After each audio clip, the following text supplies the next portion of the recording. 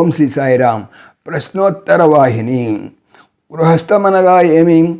పెండ్లి చేసుకొని భార్యాబిడ్డలతో ఉండినంత మాత్రమున గృహస్థుడు కాడు.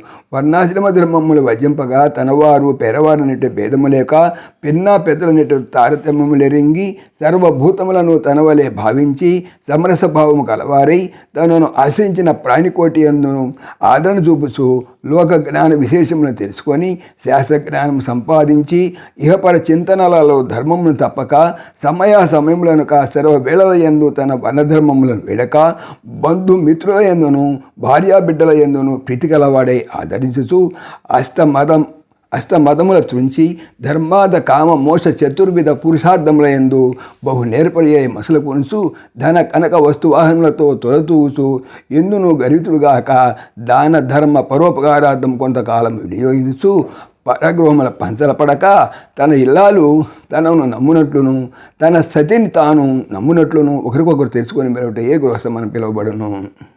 జై సాయిరామ్.